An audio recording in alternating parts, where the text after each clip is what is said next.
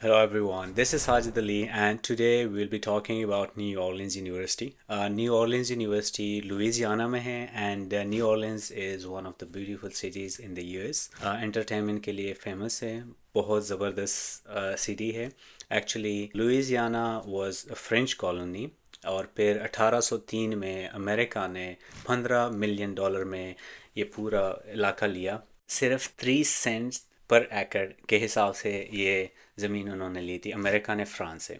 ये Louisiana purchase के नाम से आप लोग इंटरनेट पे सर्च कर सकते हैं. सो एनीवेज, हमारी बात जो होगी आज यूनिवर्सिटी ऑफ न्यू ऑर्लिन्स के बारे में होगी. मैं इस वीडियो में आप लोगों को बताऊंगा कौन कौन से डॉक्यूमेंट्स आप लोगों को चाहिए, किस तरह से अप्लाई कर सकते हैं एज़ यूजुअल, स्कॉलरशिप अपॉर्चुनिटीज़ के बारे में, इसके अलावा कौन कौन से प्रोग्राम्स ऑफर होते हैं. So without further do I am gonna take you to my screen. सबसे पहले आप लोगों ने गूगल पे जाना है, सर्च करना है न्यू ऑर्लिन्स यूनिवर्सिटी और university of new Orleans. This is home page. उसके बाद एकेडमिक्स पे जाना है. अंडर ग्रेजुएट प्रोग्राम्स पहले देखते हैं, उसके बाद फिर हम ग्रेजुएट प्रोग्राम्स देखते हैं. सो ये सारे अंडर ग्रेजुएट प्रोग्राम है. कोई भी प्रोग्राम आपका हो तो आप लोग इसमें से देख सकते हैं. फिर ग्रेजुएट प्रोग्राम्स ये सारे आप लोग देख सकते हैं और ख़ुद भी सर्च कर सकते हैं. The same way you can go to the website. अब प्रोग्राम्स हो गए, फिर कौन कौन से डॉक्यूमेंट्स आप लोगों को चाहिए, रिक्वायरमेंट्स क्या है एडमिशन्स के लिए अंडर ग्रेजुएट और ग्रेजुएट प्रोग्राम्स के लिए. तो अगेन आप लोग जाए एडमिशन्स में, अंडर ग्रेजुएट एडमिशन में जाओ, फिर ग्रेजुएट एडमिशन्स में जाओ, इंटरनेशनल स्टूडेंट्स उसमें जाएं. एंड फिर ये डेडलाइंस हैं. अगर आप लोग स्प्रिंग में आ रहे हैं, आप स्टडी स्टार्ट करना चाहते हैं फरवरी में, अभी इस साल का तो हो गया है, नवंबर गुजर गया है, तो आप लोग अप्लाई नहीं कर सकते, बट नेक्स्ट ईयर के लिए आप लोग कर सकते हैं. और अगर आप लोगों ने फॉल के लिए करना है, यानी अगस्त 2025 में आपने स्टडी करनी स्टार्ट करनी है, तो फिर ये जून आपका डेडलाइन है. जून से पहले पहले आपने अप्लाई करना है और ये रिक्वायर्ड डॉक्यूमेंट्स पूरे करने हैं. इंटरनेशनल स्टूडेंट्स के लिए, अंडर ग्रेजुएट के लिए है, अगेन मैं बता दूं. सो आप लोगों का जीपीए होना चाहिए 2.5, यानी 75% आपका हाई स्कूल में होना चाहिए एफएससी में. अगर आपका 75% है तो यूर गुड टू गो.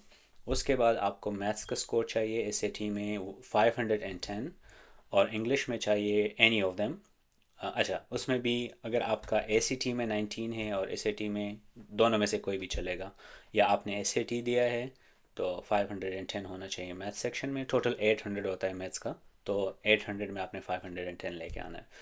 और इंग्लिश में आप कोई भी दे सकते हैं. अगर आपने एसीटी दिया है तो आपका 18 होना चाहिए, एसएटी दिया है तो 500 चलेगा, टॉफिल में चलेगा 79, आइल्स में 6.5, डोलिंगो 100. सो कोई भी, any of them. So this is the only two documents you need actually. आपका जीपीए होना चाहिए और आपके पास एसएटी होना चाहिए, and then you can apply. This is the minimum requirement. फिर ग्रेजुएट स्टूडेंट्स के लिए क्या क्या चाहिए आपको, आपका जीपीए 2.5 होना चाहिए.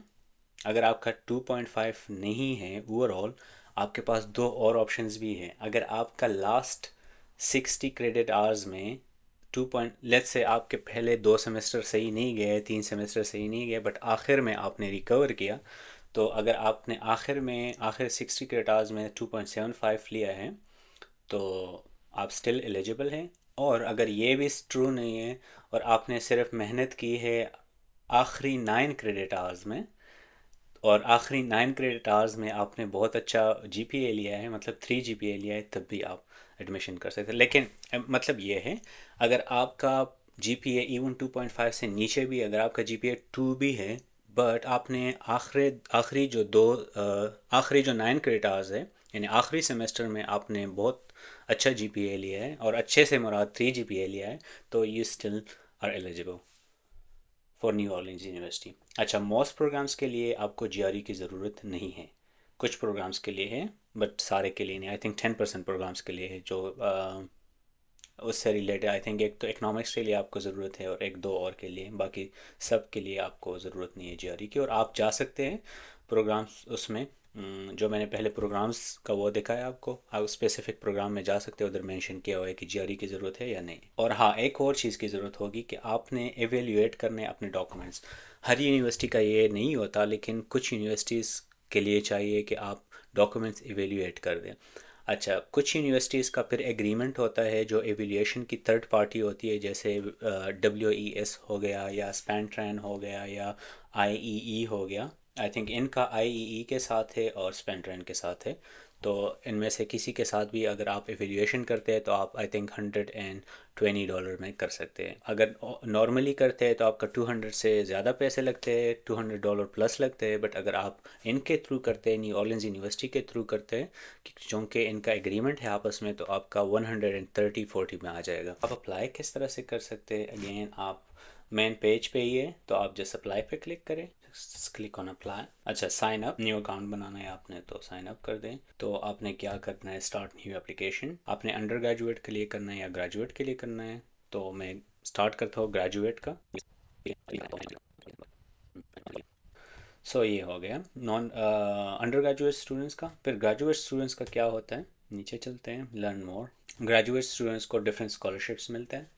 आपको ग्रेजुएट स्कूल अवार्ड मिलता है। आपको अपने कोऑर्डिनेटर से पूछना होता है, अपने कोऑर्डिनेटर को बताना होता है। इधर मास्टर के या पीएचडी के जितने भी स्टूडेंट हो, जब उनका एडमिशन होता है तो वो एक कोऑर्डिनेटर होता है, उनका एडमिशन कोऑर्डिनेटर, तो उसके साथ कांटेक्ट करना पड़ता है।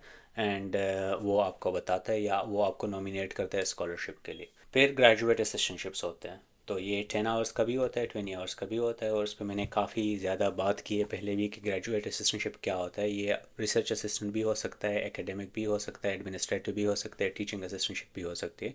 तो कोई भी इन चारों में से हो सकता है। ये सब कुछ ये था उसके बारे में, न्यू ऑर्लिन्स यूनिवर्सिटी के बारे में। अगर आप लोगों को ये वीडियो पसंद आई है तो प्लीज़ अपने दोस्तों के साथ शेयर करें और नीचे कमेंट करें। कोई भी क्वेश्चन है, आप लोग इनबॉक्स में आके तो क्वेश्चन करते हैं, वो सिर्फ आप लोग को फ़ायदा होता है। लेकिन अगर आप लोग कमेंट करते हैं एंड आप लोग को जवाब मिल जाए तो दूसरे लोग भी इसको देखते हैं, उनको भी फ़ायदा हो जाता है। कोशिश करें कि इसके नीचे कमेंट करें एंड ताकि दूसरे लोगों का भी फ़ायदा हो। Thank you so much again for watching this video.